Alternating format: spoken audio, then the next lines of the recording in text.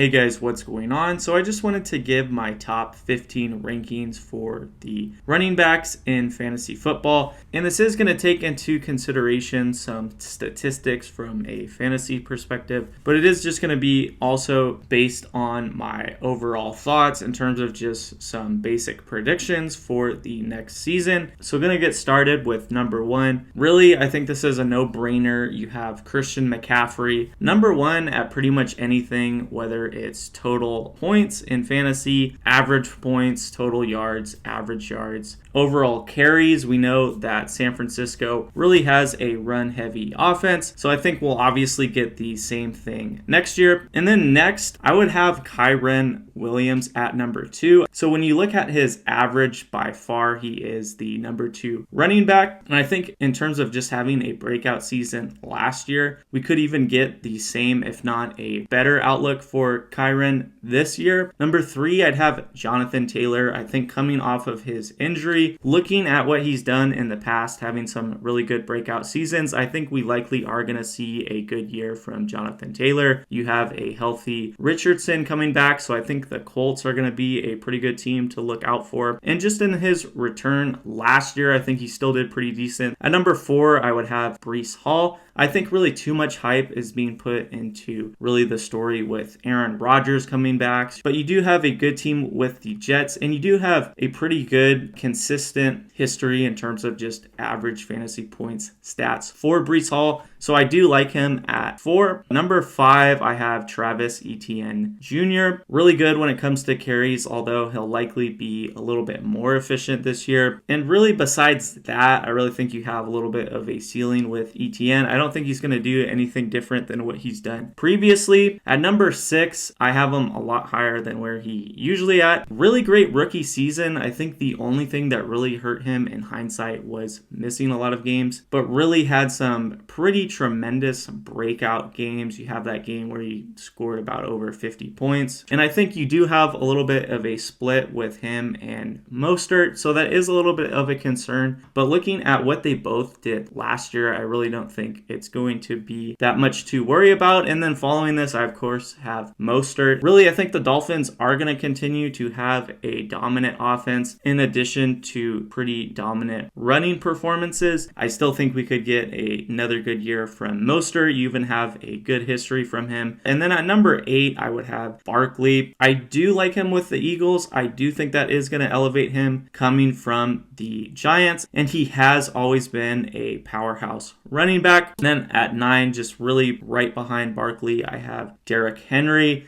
You have the big story of him being acquired by the Ravens, which is really good. Long-standing running back. Always has been fairly high in terms of fantasy football. Only real concerns is that you do have Lamar Jackson really running the ball a lot himself, but I still think they're going to make room for Derrick Henry in terms of their offensive strategy. And then at number 10, I think this is really the most surprising because he's easily the number two or number three pick overall in the draft, but I do have Bijan Robinson at 10. And while I do like Kirk Cousins and the Falcons' chances next year, I don't have anything too crazy in terms of total overall points or averages, so that's really what hurts him on this list. But he was a rookie, so you do have to take that into consideration, and I likely think he'll even get more output next year. And then at 11, I would have Jahmyr Gibbs. What I really think stood out for Gibbs last year is those receptions. I think you are going to likely have that again, in addition to just a really good team with the Lions. And really the only thing I think that would hurt Gibbs is you have him splitting a lot of carries with Montgomery, who easily could have been on this list as well. Gibbs is just going to get a little bit more output since he is younger and he is going to be progressing. And then James Conner. I think the Cardinals are going to have a much better team next year. And I think likely just looking at James Conner's consistency over the years, although you do have a little bit of an injury concern and age, but I don't think that's going to be too much of an issue this year. And he's not too high in terms of just where he's ranked in the total overall draft. So I really like his value for where he's at. And then at 13, a little bit lower than where you'd usually see him, but I have Isaiah Pacheco here. Is still really young, still is really consistent, and you have a really good team with the Chiefs. I just think another common concern here with the Chiefs is that they are a pretty pass heavy offense. So I don't think Pacheco gets as much work, but you're likely going to get a pretty similar year, I think, in terms of last year. And then at 14, this is probably also a little bit low for him too, but I do have Joe Mixon. I think it is going to be interesting seeing him with Houston. I think they are going to have a really incredible offense, and I'd like to see how far they go in the playoffs, but